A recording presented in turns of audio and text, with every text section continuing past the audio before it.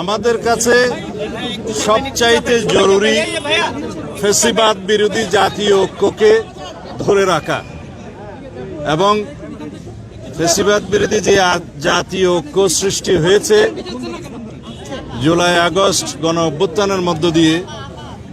সেই জাতীয় ঐক্যকে গণ ঐক্যে রূপান্তরিত করে সেটাকে রাজনৈতিকভাবে আমরা যাতে সাংস্কৃতিক চর্চা করতে পারি,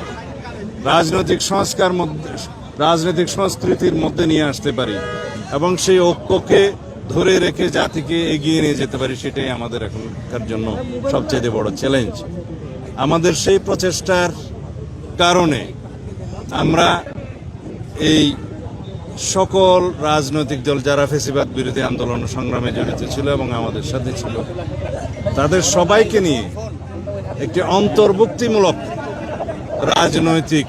যে কোনো বক্তব্য আমরা দিতে চাই। এখন যে কোনো রকমের অনৈক্যের বীজ যাতে আমাদের ভিতরে বপন না করতে পারে কোনো ফ্যাসিবাদী শক্তি এবং ফ্যাসিবাদের দূষররা, সেদিকে আমাদের লক্ষ্য রাখতে হবে। আমাদেরকে আজকে মাননীয় প্রধান উপদেষ্টা আহ্বান করেছিলেন, আমরা এসেছিলাম, কথা বলেছি। আমরা আমাদের পরামর্শ যা দরকার রাষ্ট্র পরিচালনা হিসাবে এবং বিভিন্ন বিষয়ে যে সমস্ত মতামত আমাদের দেয়া প্রয়োজন সেটা আমরা দিয়েছি।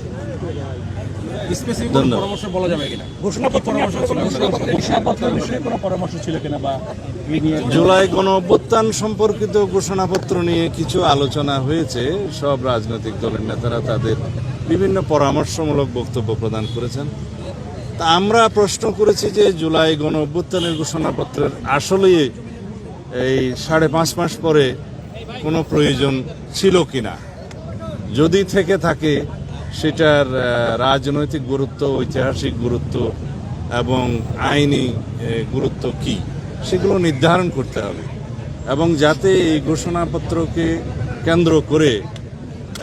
ফ্যাসিবাদ বিরোধী যে ঐক্য সৃষ্টি হয়েছে সেখানে কোনো ফাটল সৃষ্টি না হয় সেদিকেও আমাদের লক্ষ্য রাখতে হবে। যদি কোনো রাজনৈতিক দলিল ঐতিহাসিক দলিলে পরিণত হয় সেই দলিলটাকে অবশ্যই আমরা সম্মান করি, কিন্তু সেটা প্রণয়ন করতে গিয়ে যাতে সব সংশ্লিষ্ট সকলকে অন্তর্ভুক্ত করা হয়, তাদের পরামর্শ নেওয়া হয়,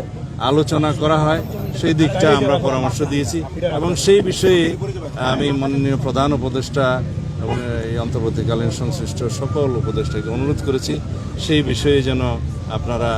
নজর রাখেন এবং সেই হিসাবে পদক্ষেপ নেন, যাতে জাতীয় ঐক্যের মধ্যে কোনো রকমের ফাটল সৃষ্টি না হয়, আমাদের মধ্যে যাতে কোনো রকমের বিভ্রান্ত সৃষ্টি না হয়, সেইগুলো আলাপ